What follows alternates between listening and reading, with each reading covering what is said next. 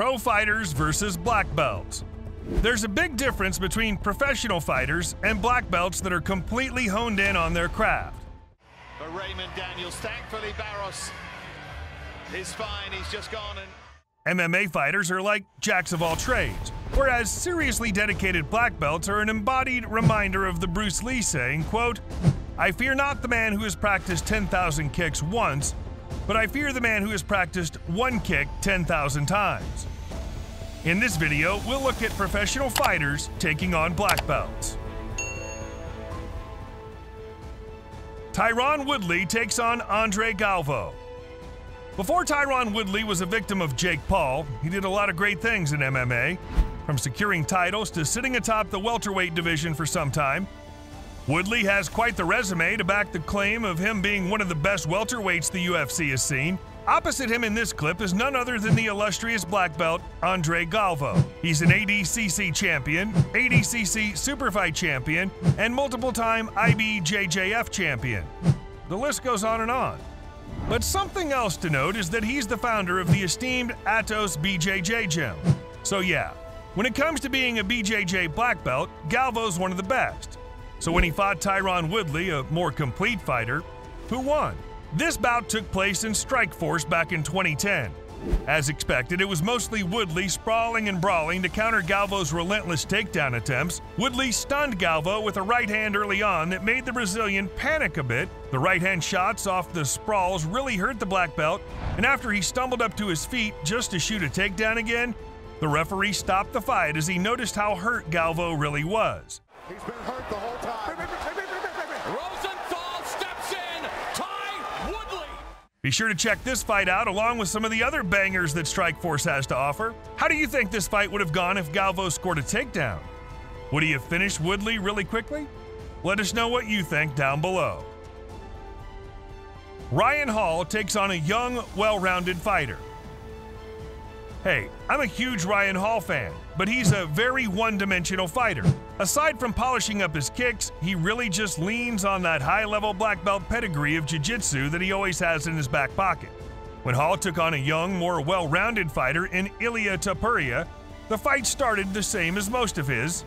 He gets pressured, he flops to his back, or tries to catch his opponent's leg in an Imanari roll, and the fight is now either a grappling match or Ryan's forced back up to his feet. Despite Ilia being so young, he showed veteran-level patience. He never rushed to the mat chasing Ryan and never put himself in a bad position in order to make Ryan's fight his style of fight. After a few scrambles and most of the first round went by, Topuria finally found himself in an advantageous position enough to entertain a ground battle with the high-level black belt. Ilia rained down punches and shocked the world as he became the first man to ever knock out Hall. Did you watch this one live? How did you react when you first saw it? Let us know down below. Danaher Death Squad member meets a true fighter. The Danaher Death Squad, which was formerly a group of incredible jiu-jitsu practitioners under the tutelage of the titular John Danaher, though they're controversial for being unsportsmanlike, Gordon, thick-headed at times, Gordon, or just a bit embarrassing, Gordon, and you too, Gary, they're some of the most skilled competitors to date. The previously mentioned Ryan Hall, who's very knowledgeable on leg attacking systems in jiu-jitsu, helped his teammate Thon Lay out a lot in preparation for Tonin, who's very skilled in the leg lock department as well. It didn't take long for Tonin to find himself in a favorable position. He was alternating jiu-jitsu attacks targeting the legs, but Lay remained composed and threw some punches any chance he could. Eventually, one of these punches caught Gary clean and put him to sleep. This was truly a shocking moment, and it really reinforces the fact that being one-dimensional in a fight is never ideal. The fight is short, but go over to ONE FC's YouTube page where they have this full fight posted. Are you going to hate us for dropping a reminder to subscribe to the channel? If so, we won't use this time to drop a reminder to subscribe to the channel. We also won't mention leaving a like on it too. Taekwondo versus MMA fighter in kickboxing rules. Taekwondo is a really neat martial art, and it's produced some great champions along with some of the most scintillating finishes in combat sports history. The Taekwondo fighter, spotted in the gi as you may have guessed, immediately hits the MMA fighter with the most effective but not so legal shot. After the more well-rounded fighter gathered himself from that low blow, the spar continues. The black belt's doing well, but pardon the foreshadowing, really doesn't have an answer for the shots to the body.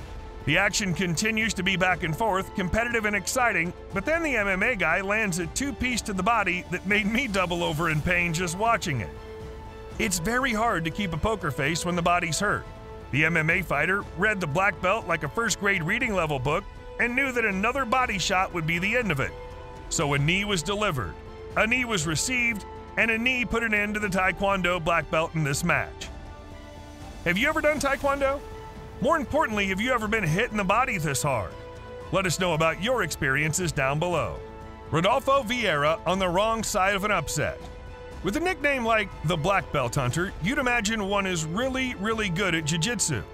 Enter Rodolfo Vieira, a man with that nickname and a man that's indeed really good at jiu-jitsu. Vieira's a black belt under Master Julio Cesar Pereira, who's known as one of the best competitors to have done it in BJJ. Like many other one-dimensional fighters, Vieira made the transition to MMA, and though he does train like a well-rounded fighter, his bread and butter will always be his grappling. At an astonishing 7-0, with all wins coming by stoppage and 2 of these having been in the UFC, it's no wonder why he was favored against Anthony Hernandez, who was coming off a loss. Vieira started the fight off strong as he was able to get on top of Hernandez. He tried submission after submission and was always threatening while maintaining top position. Hernandez, to the surprise of many, survived and was able to gas out the high-level BJJ black belt. Hernandez smelled blood in the water as the Brazilian was more tired than me that time I had to make 2 runs to bring in the groceries. Vieira did survive and saw a second round of the fight. The second round starts and Hernandez picks up where he left off. He pressures Vieira, then he did what nobody thought he would. Not only did he win, but he won by submission. With a modified arm-in version of a guillotine choke, Anthony Hernandez shocked the world and submitted the black belt. Be sure to check out both their next fights in the UFC. Raymond Daniels, black belt in various striking arts, takes on an MMA fighter in Bellator. With the skill, the resume, and the feared black belts in striking arts that Raymond Daniels lays claim to, it's no secret what an MMA fighter would want to do: take him down, smash his face in, punch until the referee steps in, or grab a submission. The sad part of this for Daniels' opponent, Wilker Barros, is that it's easier said than done. Raymond used great footwork and unpredictability to keep Wilker from shooting in and scoring easy takedowns.